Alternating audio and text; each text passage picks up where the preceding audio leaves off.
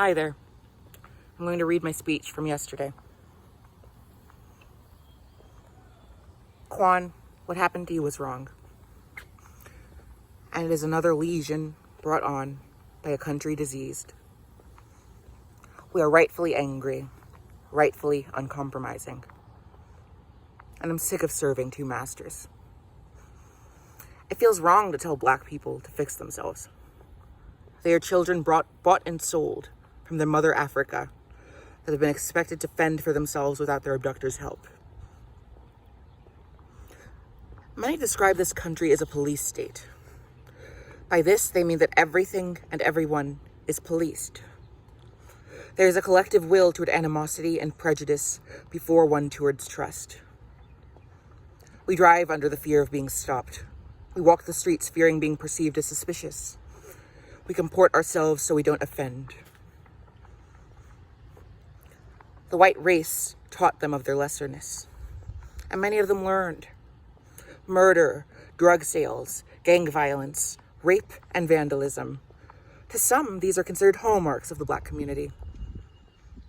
And the white man started it. And in many ways, it is that simple. Housing discrimination, the influx of crack into the Black community, and harsher policing and incarceration, which imprisoned many a man and many a father, thus decimating the Black family. This is stress beyond stress. And it brought on a learned helplessness.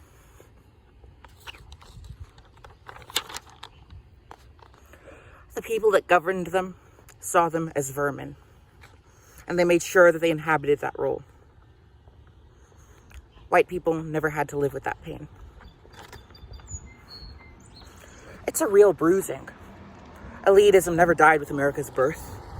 Freedom for those fully human by European standards was the way. And built into white identity is the sense of being superior.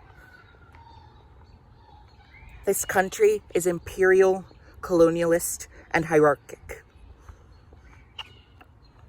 When Quan was held at gunpoint at the hands of at least 8 cop cars for a crime he did not commit, they saw a young man with afro hair and brown skin in basketball shorts and a white muscle tee.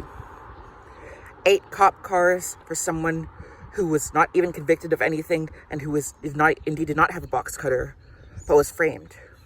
8 cop cars and guns for someone who was not even convicted of anything and who indeed did not have a box cutter, but was framed.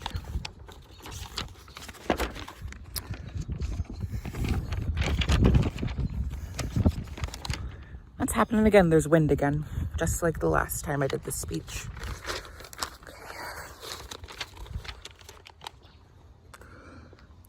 This is legally sponsored lawlessness. There was no protocol saying that you throw this much force onto a suspect. It was pure antagonism.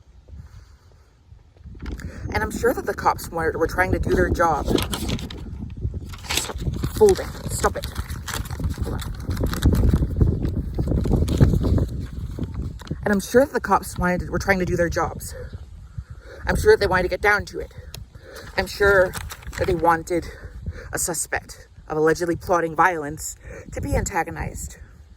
But there was no de-escalation here, no mercy. A Black man was held hostage for no real cause whatsoever. Ocean Township Police Force, I've been held in custody by you after breakdowns in my own parents' home. I've been pulled over by you. I've had positive relations with you.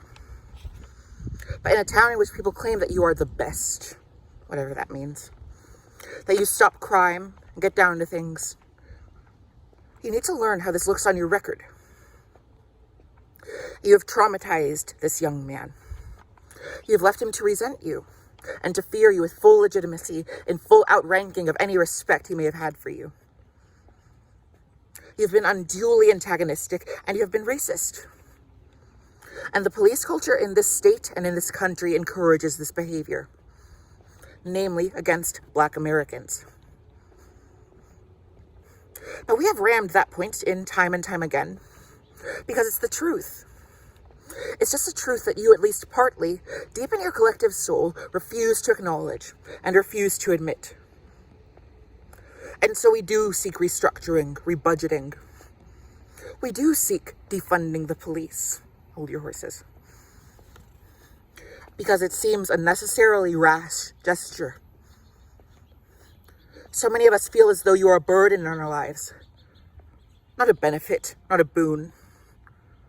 You know your purpose, so respectfully, we ask you to start acting like it.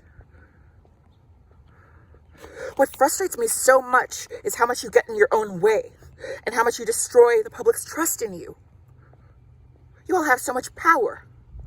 There is supposed to be an innocence before proof of guilt, but long before any trial, you can unleash violence on them just for suspecting or assuming that they are guilty of a crime.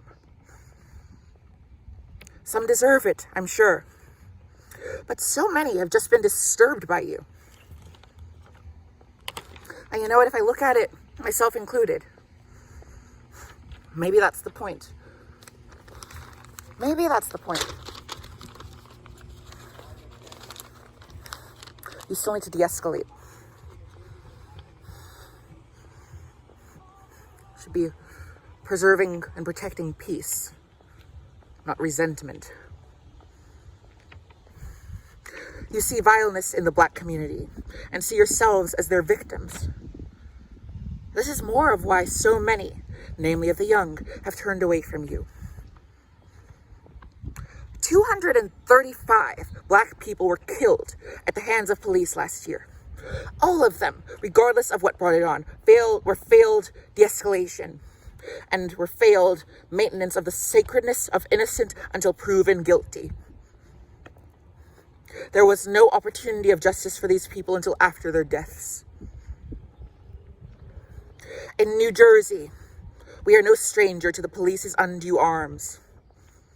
In Millville, New Jersey, Millville, a nice town like Millville, Black people there are 6 times as likely to be subject to force as white people. The number climbs to 10 in South Orange and 22 in Lakewood. Is there an issue of criminality in the Black community? Yes, there is. I wonder why. And you have not abated it, and instead you have blood on their hands. Instead you have blood on your hands as a result of using that to justify brutalizing African American citizens. And like I said before, the race that founded this country, from the earliest exploitation of the Black race as their means of labor, are responsible for leaving the Black race in this country to live in an assumed separatism and an assumed inferiority and brokenness. You claim to expect us to do better. You claim to expect us to do better, but become trigger happy when we don't. And at times, even when we do. You claim to be on our side, yet you patrol us looking for your next intimidation. And for that, I cannot stand. It is no wonder that even white people these days hate you, because you've walked proudly with the pomp of thinly concealed resentment, ready to enforce communities you perceive as less than. And those communities are predominantly composed of minorities, namely Hispanics and Blacks, and especially Blacks, Black people, the descendants of your chattel. And in your eyes, still much the same, just degenerated, no longer subservient, never accomplished, impossible to turn white. And you remain mad and ready to destroy them in their brokenness all the more, because brokenness ought to be a vicious circle. Help us. Heal us. I know I am hurt. I know you have hearts. And I know you have greatly tormented and endangered so many like Quan. I will not say that we want you. I will say that we want you to do better. We must get along, and we would like for you not to get in the way. We are people just as you. And to everyone, you can't erase the scars with a bandage. God is in control. Do better.